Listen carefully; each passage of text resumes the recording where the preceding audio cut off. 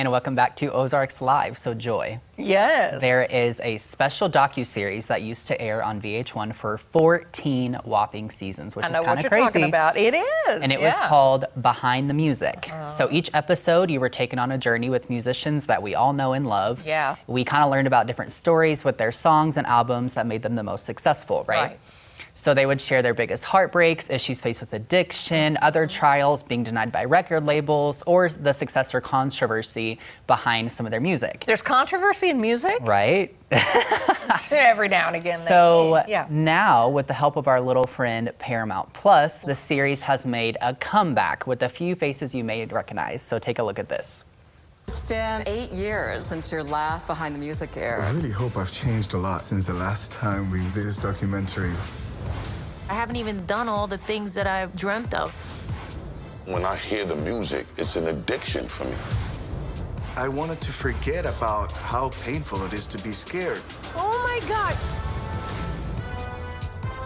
It was going somewhere that you couldn't have foreseen. I don't think you can judge success by numbers. You judge it by the experience. That was the most painful betrayal. I spent months thinking, I can't live like this. Everything has a cost, and we started to grow apart. The cracks were starting to appear. You're talking about life and death at this point. Buckle up. You about to go on a roller coaster ride you are not ready for. Man, talk about something. The best is yet to come. The best is yet to come. Talk about something I could binge. I mean, every one of them. Right? So many good names in there. Jennifer Lopez, Duran, Bret Michaels. So they go get the old one, the original one. I shouldn't say the old one. Yeah. The original one, and then they bring in reaction from all these years later. Wow. Yeah.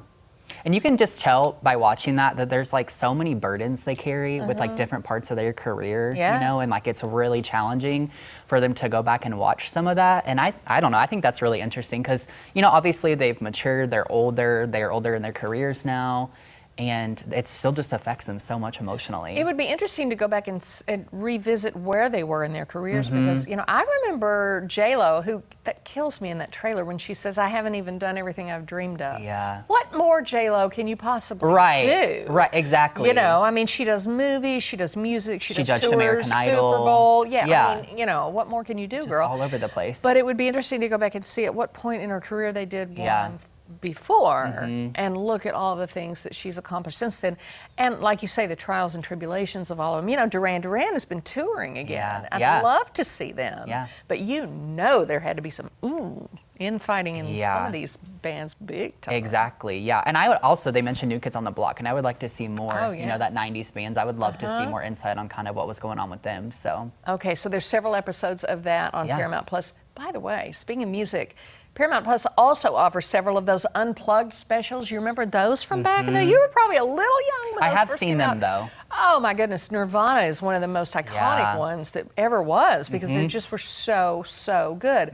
Let's see, Paul McCartney, Pearl Jam, John Cougar Mellencamp, Alicia Keys, Alanis Morissette, Elton John, and so some of those that you can go back and just watch them completely unplugged, and it was just magical. So all of those that you hadn't seen in a while, well, there they are, you know, binge away. Absolutely. And hey, a few other little plugs I wanted to throw out there. On Netflix, they have 2 seasons of Survivor, past seasons on there. So I've been binging Survivor 37, so go check that out, as well as this new show called 20-somethings.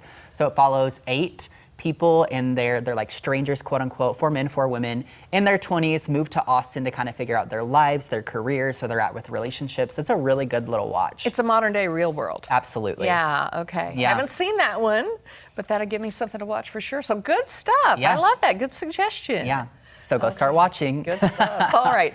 Up next, I know, you know, he is a huge Survivor fan. Well, tonight is the big finale, so I'm sure you and Cami have got it all figured out, right? Yes, so today we'll be talking all things episode 12 and our predictions on who will claim the title of Sole Survivor. We'll be right back. It'll be great.